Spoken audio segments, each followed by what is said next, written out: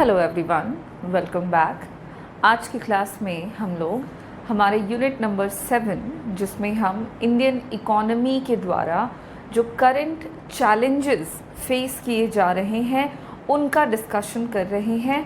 और इस यूनिट में हम कुछ चैप्टर्स डिस्कस कर चुके हैं अब तक, जिसमें हम लोगों ने इंडियन इकोनॉमी के केस में जितने भी प्रॉब्लम्स हैं, करंट प्रॉब्लम्स जो इकोनॉमी हमारी फेस कर रही है, उनको हमने डिफरेंट चैप्टर्स में डिस्कस किया है। जैसे कि पॉवर्टी हमने डिस्कस किया, रूरल डेवलपमेंट हमने देखा हुआ है, हमने इंफ्रास्ट्रक्चर देखा है, सस्टेनेबल डेवलपमेंट भी एक प्रॉब्लम है जो कि सस्टेनेबल डेवलपमेंट प्रॉब्लम नहीं है, बट इंडियन इकोनॉमी में गरीबी, बेरोज़गारी और इस तरह की समस्याओं के अलावा भी एक बड़ी समस्या है जो एक इमर्जिंग प्रॉब्लम के तौर पर अब नज़र आने लग गई है, जो कि है पोल्यूशन, इन्वायरमेंटल पोल्यूशन।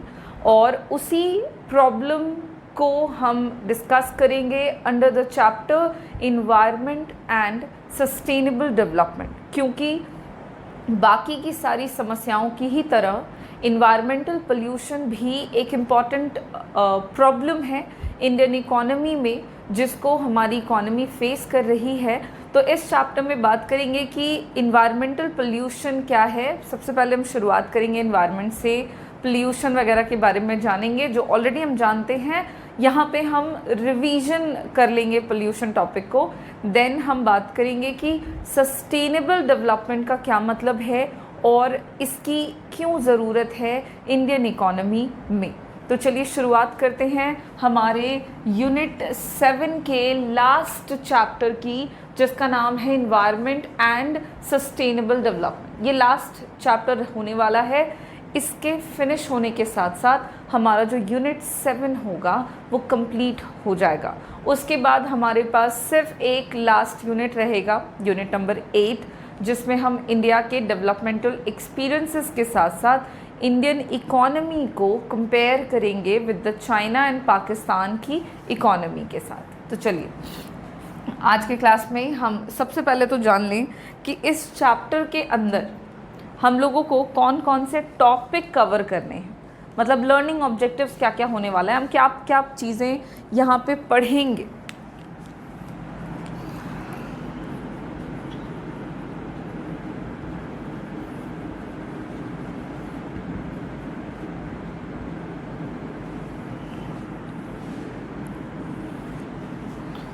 और लर्निंग ऑब्जेक्टिव में जो सबसे पहला टॉपिक है वो है हमारा इन्वायरमेंट। सबसे पहले बात करेंगे इन्वायरमेंट के बारे में, इन्वायरमेंट का मीनिंग, इन्वायरमेंट से हम क्या समझते हैं, ये सारी बातें हम लोग यहाँ पे जानेंगे।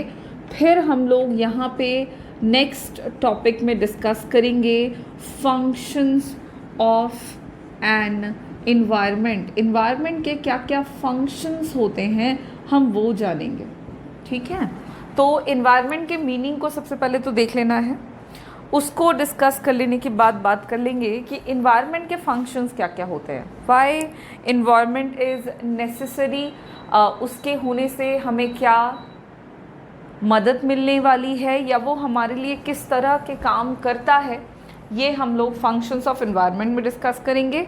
और फिर हम लोग अगले टॉपिक पे पहुंचेंगे जहाँ पे डिस्कस करेंगे टॉपिक इन्वायरमेंटल क्राइसिस।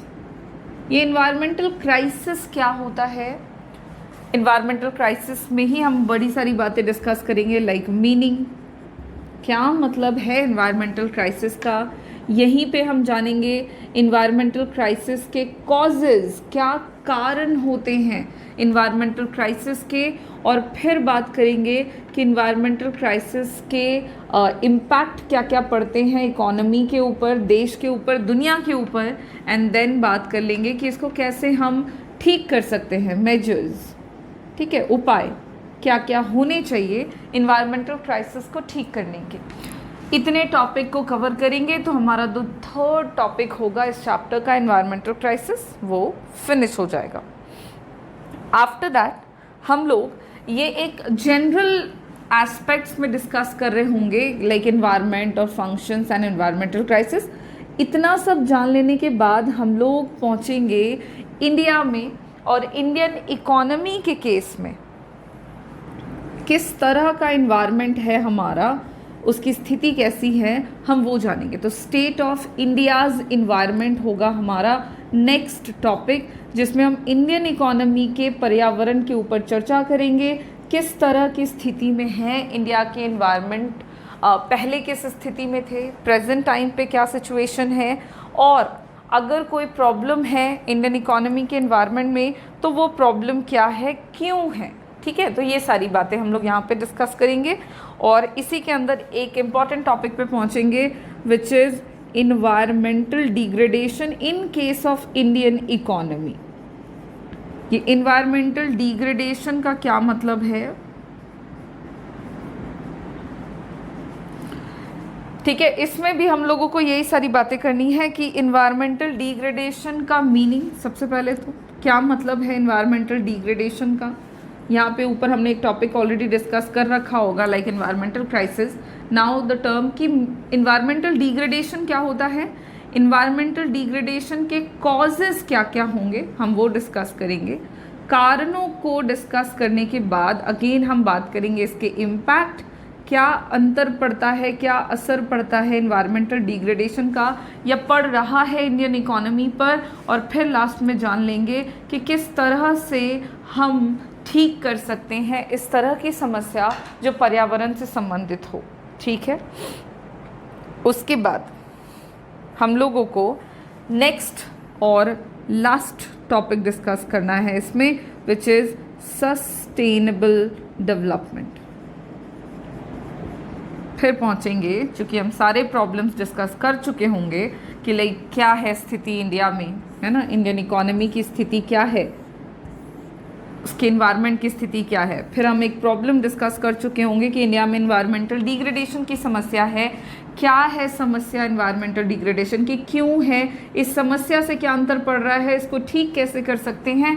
देन इन्हीं उपायों में एक उपाय पे पहुंच जाएंगे विच इज़ सस्टेनेबल डेवलपमेंट, और सस्टेनेबल डेवलपमेंट से भी रिलेटेड आपको कुछ बातें डिस्कस करनी है, जैसे कि सबसे पहले what is the meaning of sustainable development, होता क्या है सस्टेनेबल डेवलपमेंट, सस्टेनेबल डेवलपमेंट के फीचर्स क्या क्या है। मीनिंग जानने के बाद इसके फीचर्स डिस्कस करेंगे कि क्या विशेषता है इस तरह के, जिसको हिंदी में कहते हैं सतत पोषणीय विकास, तो इसके क्या फीचर्स हैं। और फिर हम जानेंगे कि किसी भी इकोनॉमी में, किसी भी देश में सस्टेनेबल डेवलपमेंट अगर करना है तो उसके लिए क्या क्या इम्पॉर्टेंट स्टेप्स होने चाहिए, सस्टेनेबल डेवलपमेंट को अचीव करने के लिए किस तरह के स्टेप्स फॉलो करने की ज़रूरत है, हम वो जानेंगे under the topic of steps undertaken और स्टेप्स या स्ट्रैटेजीज फॉर सस्टेनेबल डेवलपमेंट के अंदर। और ये डिस्कस कर लेने के बाद हमारा ये टॉपिक फिनिश हो जाएगा, और सस्टेनेबल डेवलपमेंट के ख़त्म होने के साथ साथ हमारा ये जो कंप्लीट चैप्टर है वो भी फिनिश हो जाएगा। तो देख लो, यहाँ पे आपको इस चैप्टर का सारा टॉपिक मैंने एक जगह पे लिख दिया है, आप फटाफट से चाहें इसको नोट कर ले सकते हैं। और अब हम लोग क्या करने वाले हैं कि इन्हीं के बेसिस पे, ये काइंड ऑफ हमारा स्ट्रक्चर है, अब इसी के बेसिस पे वन बाय वन करके हम अपने टॉपिक के डिस्कशन को शुरू करेंगे, जहाँ पर हम शुरुआत करेंगे हमारे पहले टॉपिक से, जो कि होने वाला है इन्वायरमेंट।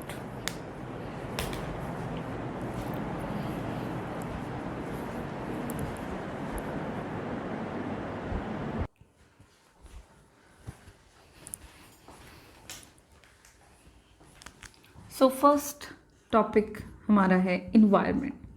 सबसे पहले जानते हैं कि इन्वायरमेंट होता क्या है। इससे पहले कि हम इन्वायरमेंट के मीनिंग को डिस्कस करना शुरू करें, what is the meaning of environment या what we understand from the word environment, उससे पहले जान लेते हैं कि हम ये चैप्टर एक्चुअली क्यों पढ़ रहे हैं। इंडियन इकोनॉमी के केस में हमारी यूनिट का नाम है current challenges facing Indian economy. तो इस करेंट चैलेंजेस में इन्वायरमेंट टर्म कहाँ से आ गया, तो इससे पहले कि हम इन्वायरमेंट डिस्कस करें, पहले ये जानते हैं। तो इंडियन इकोनॉमी में आफ्टर इंडिपेंडेंस 1947 के बाद से सेवरल डेवलपमेंटल प्रोग्राम्स का अडॉप्शन किया गया। उन तमाम प्रोग्राम्स के कारण इकोनॉमी में अनडाउटेडली डेवलपमेंटल चेंजेस देखने को मिले। फिर 1991 में इंडियन इकोनॉमी में एलपीजी पॉलिसीज़ का अडॉप्शन कर लिया गया, जो कि इंडियन इकोनॉमी के हिस्ट्री में सेकेंड इंडिपेंडेंस के तौर पर जाना जाता है, जिसके कारण हमारी इकोनॉमी के स्ट्रक्चरल फॉर्म में काफ़ी ह्यूज डेवलपमेंटल चेंजेस देखने को मिले। नो डाउट इंडिया में कई तरह के इंडस्ट्रियल सेटअप या इंडस्ट्रीज़ का सेटअप किया गया, कई तरह के डेवलपमेंटल चेंजेस हुए, बट ये तमाम डेवलपमेंटल चेंजेस जिनकी भी हम बात कर रहे हैं, जिसमें इंडस्ट्रीज़ हैं, इंफ्रास्ट्रक्चरल डेवलपमेंट्स हैं, कई तरह के डेवलपमेंट की बातें हम कर रहे हैं, जो कि हम देख भी सकते हैं जो हुए हैं इकोनॉमी में। उन तमाम डेवलपमेंटल चेंजेस के बदले में हमको क्या खोना पड़ा या इकोनॉमी में क्या नुकसान हुआ, अगर हम वो देखें तो वो नुकसान हमने हमारे इन्वायरमेंटल कॉस्ट पे किया है। कहने का मतलब है कि जितने भी डेवलपमेंटल चेंजेस इकोनॉमी में हुए हैं, उन तमाम डेवलपमेंटल चेंजेस के बदले में इकोनॉमी को, इंडियन इकोनॉमी में इकोनॉमी के जो इन्वायरमेंटल स्टेटस रहे थे पहले की तुलना में, अब उसमें काफ़ी हद तक बदलाव हुआ। एक तरफ हमने इंडस्ट्री सेटअप कर ली, सड़कें बना ली हमने, फ्लाईओवर्स बना लिए, बट दूसरी तरफ हमने हमारे इन्वायरमेंट को भी इक्वली नुकसान पहुंचाया। उसको हमने कई तरह से रिसोर्सेज का ओवर यूटिलाइजेशन कर लिया, इन सर्टेन केसेस हमने एक्सप्लॉयटेशन भी किया। क्योंकि जब आप इन्वायरमेंटल रिसोर्सेज जो कि ऑफ कोर्स हमारे लिए अवेलेबल हैं, उनका आप ओवर यूटिलाइजेशन करते हैं, उनको आप एक्सप्लॉइट करने लगते हैं, तब जा कर के इन्वायरमेंट को नुकसान होता है। उसी प्रॉब्लम के कारण इन्वायरमेंट में कई तरह की समस्याएं उत्पन्न हो जाती हैं, जैसे कि इन्वायरमेंटल क्राइसिस की समस्या है, इन्वायरमेंटल डिग्रेडेशन की समस्याएं हैं, और इन सब का रूट कॉज है पोल्यूशन जो कि वैरायटी में हो रहा है। सिर्फ एयर पोल्यूशन नहीं, वाटर पोल्यूशन नहीं, नॉइस पोल्यूशन भी है, सॉइल पोल्यूशन भी है, तो वैरायटी ऑफ पोल्यूशंस भी हैं, और ये पोल्यूशन एक्सर्ट हो रहे हैं due to the several developmental changes. That is why हमारे सिलेबस में ये चैप्टर इंक्लूडेड है, और हमें जानना है कि इन्वायरमेंटल क्राइसिस क्यों हो रहा है, कारण क्या है, क्यों हो रहा है, और उसको हम कैसे ठीक कर सकते हैं, और तमाम समस्याएं जो हमारे पर्यावरण से जुड़ी हैं उनका अब के समय में एकमात्र उपाय हो सकता है, that will be sustainable development. तो क्या है सस्टेनेबल डेवलपमेंट, कैसे कर सकते हैं, इन्हीं सारी बातों को आइए हम जानते हैं। सबसे पहले शुरुआत करते हैं इन्वायरमेंटल टर्म से। इन्वायरमेंट का मतलब क्या होता है? तो इन्वायरमेंट हिंदी में कहते हैं पर्यावरण, ठीक है। सिंपल सेंस में आप सब जानते हो, स्कूल्स में भी हम पढ़कर आते हैं, हमारे चारों ओर के जितने भी रिसोर्सेज हैं सबकी टोटलिटी को इन्वायरमेंट कह सकते हैं, ठीक है। एक ह्यूमन बीइंग जो है, हम अपनी बात करते हैं, तो जो टोटल प्लैनेटरी इनहेरिटेंस है, ठीक है, जो टोटल प्लैनेटरी इनहेरिटेंस है, हमारे चारों ओर जो भी आवरण है जिनसे हम घिरे हुए हैं, उन सबको मिला दो तो वो क्या बन जाता है, इन्वायरमेंट बन जाता है। उसी को हम पर्यावरण कहते हैं। And the totality of all the resources,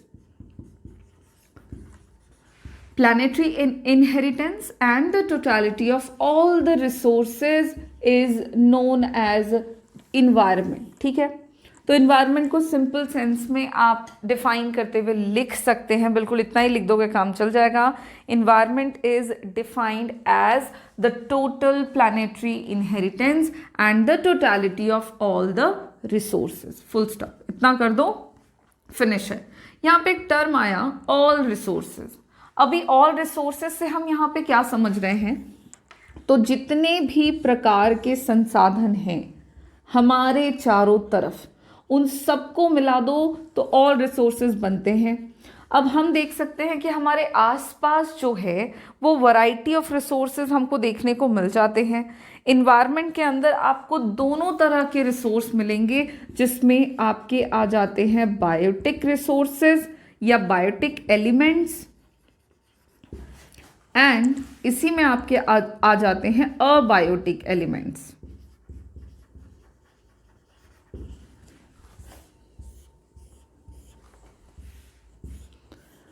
all resources से यहाँ पे मतलब है बायोटिक एंड अबायोटिक।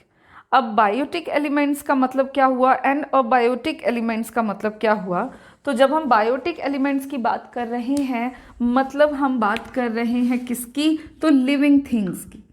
जितने भी लिविंग थिंग्स आपको आपके आसपास नज़र आते हैं उन सबको हम बायोटिक एलिमेंट्स कह सकते हैं। अब इसके एग्जाम्पल्स की बात करें भाई कि कौन कौन हमको हमारे चारों तरफ नज़र आ रहे हैं, लिविंग थिंग्स में क्या क्या चीज़ें आ जाती हैं, तो लिविंग थिंग्स में क्या क्या चीज़ें आ जाएंगी, बहुत तरह की चीज़ें हैं, like birds, animals, plants, etc. ये तमाम जो एलिमेंट्स हैं, ये हर एक एलिमेंट्स आपके लिविंग थिंग्स के एग्जाम्पल्स में आ जाते हैं। फॉरेस्ट वगैरह हो गया आपके, तो ये तमाम एग्जाम्पल्स हैं जो कि लिविंग थिंग्स को बताते हैं। और हमारे चारों ओर जितने भी बायोटिक एलिमेंट्स में बर्ड्स आ जाते हैं, एनिमल्स आ जाते हैं, इंसेक्ट्स आ जाते हैं, तमाम चीज़ें जो भी जीवित चीज़ों में इंक्लूड की जाती हैं उन सबको हम बायोटिक एलिमेंट्स कहते हैं। और वहीं पे अगर बात करें अबायोटिक एलिमेंट्स का मतलब क्या हुआ, तो अबायोटिक एलिमेंट्स का मतलब हुआ नॉन लिविंग थिंग्स।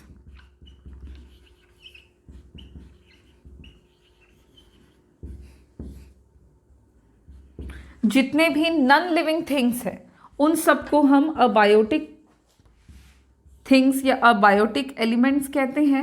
और नॉन लिविंग थिंग्स में आपके एग्जाम्पल के तौर पे क्या क्या चीज़ें आ जाएंगी, तो इसमें आपके आ जाते हैं बहुत तरह की चीज़ें जो कि नॉन लिविंग है बट इम्पॉर्टेंट है, हमारे चारों ओर हैं। For example air, water, mountains, rain, etc. ये जो तमाम चीज़ें हैं ये आपके नॉन लिविंग थिंग्स में आती हैं जिनको अबायोटिक एलिमेंट्स कहते हैं। और इन्हीं बायोटिक एंड अबायोटिक एलिमेंट्स को मिला दो तो ये तमाम रिसोर्सेज जो भी हमारे चारों तरफ हैं उनकी टोटलिटी क्या कहलाती है, इन्वायरमेंट कहलाती है। सो इन्वायरमेंट इंक्लूड्स बायोटिक और लिविंग एलिमेंट्स एंड अबायोटिक और नॉन लिविंग एलिमेंट्स। दूसरे शब्दों में कह सकते हो environment refers to all those conditions, resources और elements of surroundings that human beings, जितने भी लोग हैं, surroundings that influence human life और इन्फ्लुएंस ह्यूमन बीइंग्स, जितने भी ह्यूमंस हैं उनके लाइफ को प्रभावित करने वाले जितने भी रिसोर्सेज हैं, जितने भी एलिमेंट्स हैं, जितने भी कंडीशंस हैं which includes both the elements biotic और बायोटिक, उन सबको मिला दे तो वही कहलाता है इन्वायरमेंट। होपफुली इन्वायरमेंट का मीनिंग यहाँ पर से क्लियर है हमारा। और इसी के साथ इन्वायरमेंट का जो मीनिंग हम देख रहे हैं वो बस आप इतना ही लिखोगे, आपका काम चल जाएगा। अब पहला टॉपिक तो हो जाता है। अब जानते हैं कि इन्वायरमेंट के फंक्शंस क्या क्या होते हैं, why environment is necessary and what are its functions, क्या करता क्या है हमारे लिए इन्वायरमेंट, तो वो जानते हैं। कुछ पॉइंट्स में डिस्कस करेंगे हम लोग। देखो बिल्कुल बेसिक से शुरुआत किया हुआ है, ये सारी बातें आप पढ़कर आते हो स्कूल से, तो इसको समझने में बहुत ज़्यादा दिक्कत नहीं होगी आपको।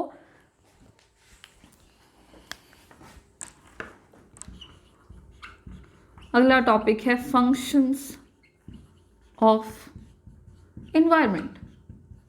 एनवायरनमेंट के फंक्शंस क्या क्या होते हैं,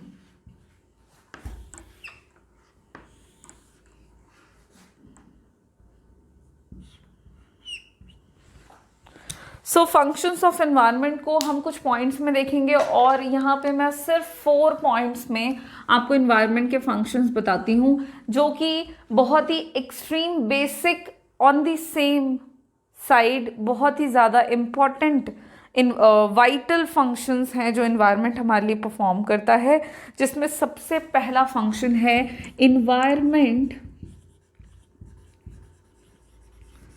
सप्लाइज रिसोर्सेज। एनवायरनमेंट जो है वो क्या करता है, रिसोर्सेज सप्लाई करता है, ठीक है। एनवायरमेंटल रिसोर्सेज हमारे सर्वाइवल के लिए बहुत ज़रूरी हैं और यही रिसोर्सेज जिनसे कोई भी ह्यूमन लाइफ जो है वो जिस पे डिपेंडेंट है, जिससे इन्फ्लुएंस्ड है, वो तमाम रिसोर्सेज हमको कहाँ से मिलते हैं, एनवायरनमेंट से मिलते हैं। अगर हम रिसोर्सेज को कैटेगराइज करें तो 2 भागों में कर सकते हैं। वैसे रिसोर्सेज जिसको आप रिन्यू करा सकते हैं, जिसको कहते हैं रिन्यूएबल रिसोर्सेज, मतलब वैसे संसाधन जिसको हम बार बार प्राप्त कर सकते हैं, ये एग्जॉस्ट नहीं होंगे, लंबे समय तक टिके रहेंगे, खत्म नहीं होने वाले हैं, ऐसे रिसोर्सेज। अच्छा, अब ऐसे कौन से रिसोर्सेज है भाई जो खत्म ही नहीं होंगे, चलते चले जाएंगे, लाइक लंबे समय तक चलते चले जाएंगे? तो रिन्यूएबल रिसोर्सेज का मतलब हो गया, ठीक है, मतलब मैं आपको बता चुकी हूँ। एग्जाम्पल की बात करो तो इसमें बहुत तरह की चीज़ें आ जाती हैं, लाइक रिन्यूएबल रिसोर्सेज में आपके आ जाते हैं ट्रीज, वाटर, सनलाइट, इस तरह के तमाम संसाधन जो हैं ये आपको कहाँ से मिल रहा है? सबसे पहली बात, एनवायरनमेंट से मिल रहा है। और ये रिसोर्सेज आपके एग्जॉस्ट नहीं होंगे, in very short period of time तो नहीं होंगे। यस, अगर आप इनका ओवर यूटिलाइजेशन करते हैं लंबे समय तक तो खत्म हो सकते हैं, बट शॉर्ट टाइम पीरियड में ये खत्म नहीं होने वाले हैं, इसलिए इनको हम रिन्यूएबल रिसोर्सेज कहते हैं। तो ये संसाधन हमको एनवायरनमेंट से मिल रहा है, ये एक वाइटल फंक्शन है एनवायरनमेंट का। वहीं दूसरी तरफ एनवायरनमेंट आपको सिर्फ रिन्यूएबल रिसोर्सेज ही नहीं देता है, बल्कि एनवायरनमेंट से हमें नॉन रिन्यूएबल या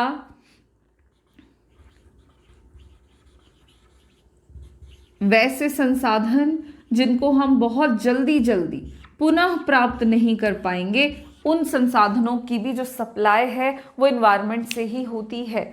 नॉन रिन्यूएबल रिसोर्सेज का मतलब हो गया कि वैसे रिसोर्सेज जो एग्जॉस्ट हो जाएंगे, जिनका एक्सट्रैक्शन जो है और जिनका यूज़ आप जितना ज़्यादा करोगे, जितना ज़्यादा इस्तेमाल करोगे, ये उतना ही ज़्यादा और जल्दी ख़त्म हो जाएंगे। उनको कहते हैं हम नॉन रिन्यूएबल रिसोर्सेज।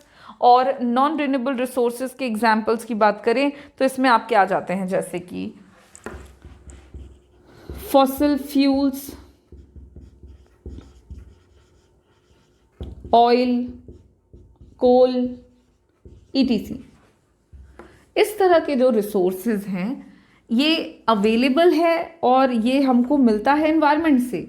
बावजूद उसके अगर इनका इस्तेमाल आप लगातार करते हो और बहुत ज़्यादा करते हो तो ये संसाधन खत्म हो जाएंगे, और खत्म होने के बाद इनको पुनः प्राप्त करने में हमें काफ़ी लंबा समय लग जाएगा, इसलिए इसको नॉन रिन्यूएबल रिसोर्सेज कहते हैं। बट ये दोनों ही टाइप ऑफ रिसोर्स जो हैं, रिन्यूएबल एंड नॉन रिन्यूएबल, ये दोनों के दोनों हमको एनवायरनमेंट से मिलते हैं। और इस तरह के रिसोर्सेज की ज़रूरत है ह्यूमन लाइफ को सस्टेन बनाने के लिए। ह्यूमन जो हैं उनको अपने नीड्स को पूरा करने के लिए संसाधनों की आवश्यकता पड़ती है। आप अपने बारे में सोचो, आपको अपनी ज़रूरतों को पूरा करने के लिए क्या चाहिए? मान लो आपको भूख लगी, आपको खाना चाहिए। खाना कहाँ से मिलेगा? आपको रोटी चाहिए, रोटी के लिए पहले गेहूं का आटा बनाना पड़ेगा, आटा चाहिए, आटा गेहूं से बनता है। गेहूं कहाँ से मिलेगा? तो वो पहले उगाया जाएगा, उसकी पहले फार्मिंग की जाएगी, तब जाके गेहूं मिलेगा। ये फार्मिंग कहाँ होगी? इन्वायरमेंट में होगी, ज़मीन पर होगी। तो इन्वायरमेंट जो है वो ह्यूमन बीइंग जो है, ह्यूमन लाइफ जो है, उसको सस्टेन बनाने के लिए जिन चीज़ों की ज़रूरत पड़ती है हमको, उस तरह की तमाम चीज़ें जो है वो इन्वायरमेंट ही देता है। लाइक आप कपड़े से लेकर के, खाने से लेकर के, घर तक की बात कर लो, तमाम चीज़ें इन्वायरमेंट से ही मिल रही है। So this will be one of the important function of an environment कि इन्वायरमेंट जो है वो हर तरह के रिसोर्सेज प्रोवाइड कराता है which is important essential for human life. पहला फंक्शन है भाई इन्वायरमेंट का। सेकेंड फंक्शन की बात करो, सेकेंड फंक्शन क्या है? तो दूसरा फंक्शन है कि जो इन्वायरमेंट है वो एसिमिलेट करता है, एसिमिलेट्स, जिसको आप दूसरे शब्दों में कह सकते हैं एब्जॉर्ब,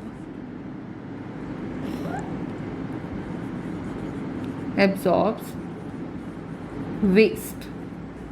ठीक है, इन्वायरमेंट जो है वो एसिमिलेट या एब्जॉर्ब, एब्जॉर्ब का मतलब होता है अपने आप में सम्मिलित कर लेना, ठीक है, एब्जॉर्ब कर लेना, आप समझ रहे हो।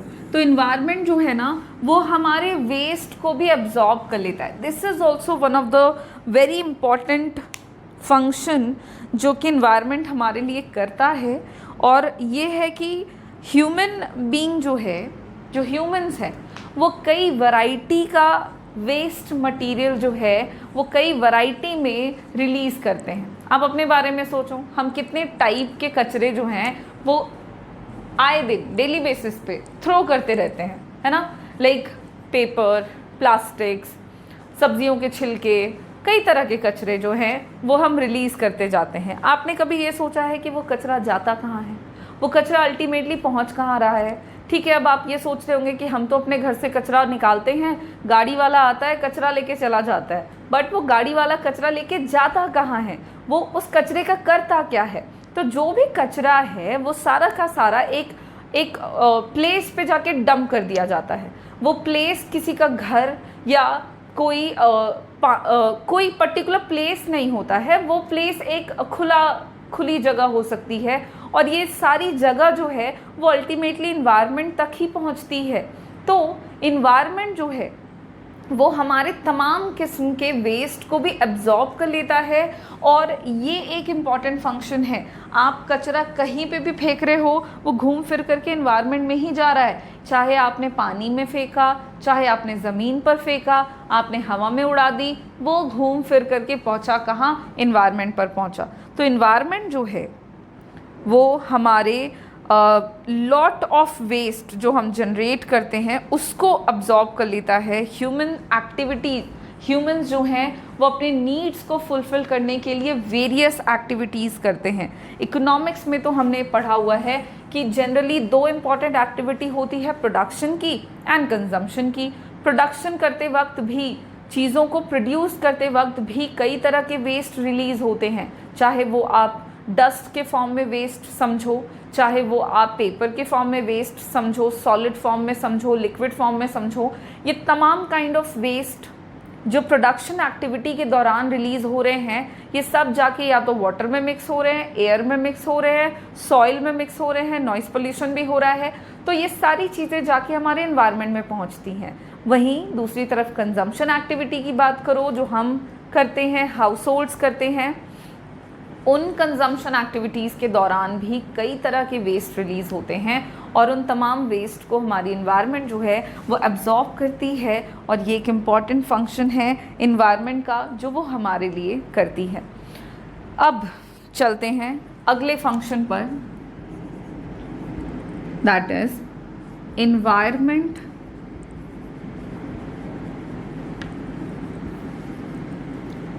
सस्टेन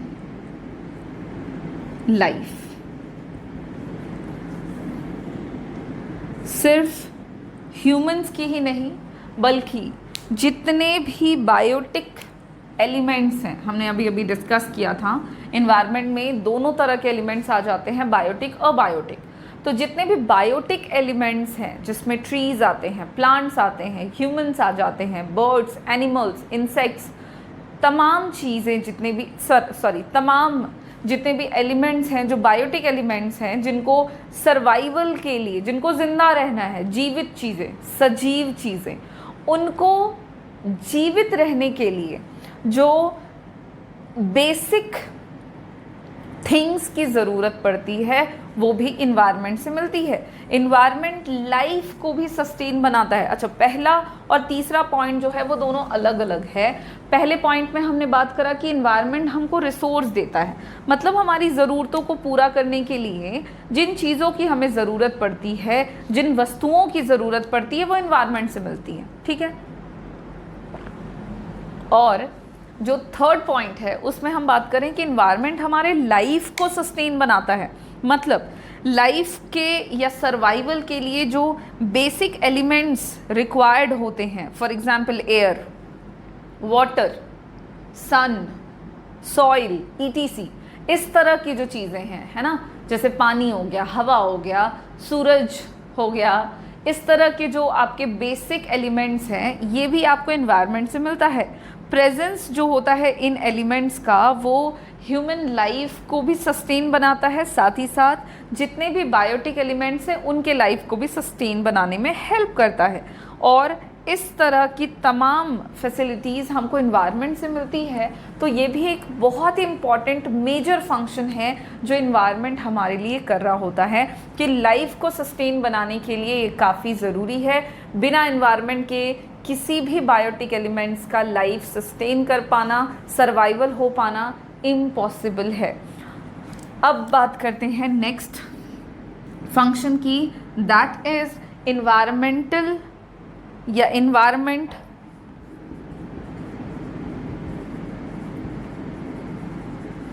provides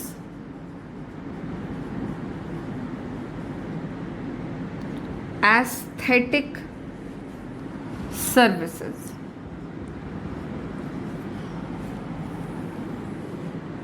जिसको आप ऐसा भी कह सकते हो कि इन्वायरमेंट जो होता है वो ह्यूमंस की क्वालिटी ऑफ लाइफ को इम्प्रूव बनाने में मदद करता है।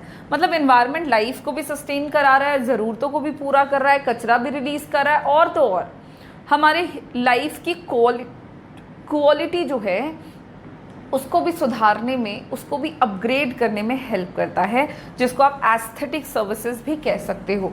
एस्थेटिक सर्विसेज में सबसे पहले तो आता क्या है, ठीक है, तो हम क्या बात कर रहे हैं एस्थेटिक सर्विसेज में, कैसे क्वालिटी ऑफ ह्यूमन लाइफ जो है वो इम्प्रूव हो जाती है।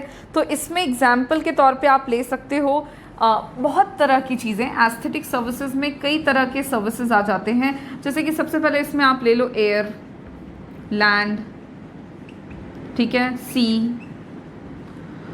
Rainfalls, snowfall. अब ये सब क्या हो रहा है, ये क्या टर्म्स हैं, ये क्या सर्विसेज हैं, इसको समझिएगा।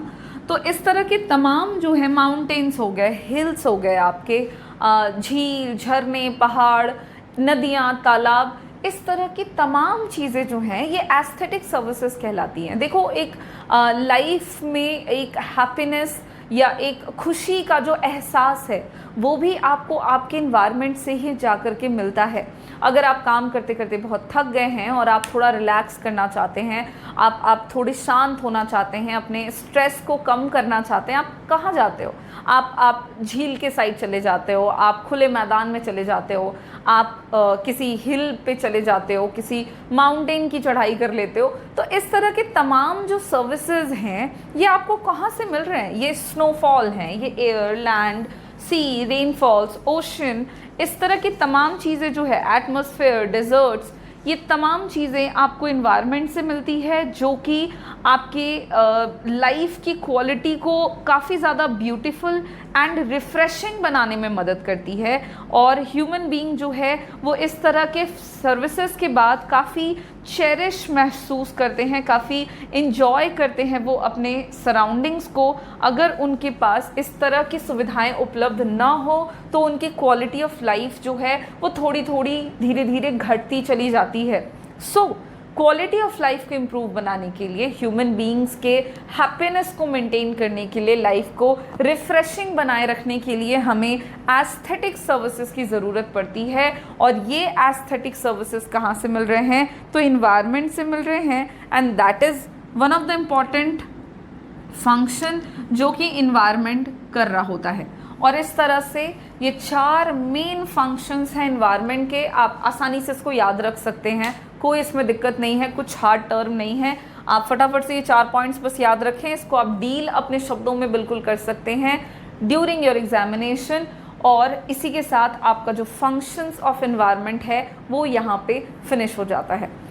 अब इसके बाद हम पहुँचेंगे नेक्स्ट टॉपिक पे, that will be environmental crisis. होती क्या है, क्यों होती है और क्राइसिस से क्या असर पड़ता है पूरी दुनिया पर या किसी पर्टिकुलर इकोनॉमी पर, हम वो डिस्कस करेंगे। तो इन्वायरमेंटल क्राइसिस अगला टॉपिक जो है हमारा, उसको हम हमारे नेक्स्ट क्लास में शुरू करेंगे। आज की क्लास को हम एनवायरनमेंट के मीनिंग और उनके फंक्शंस के फिनिश होने के साथ साथ फिनिश करते हैं। Thank you.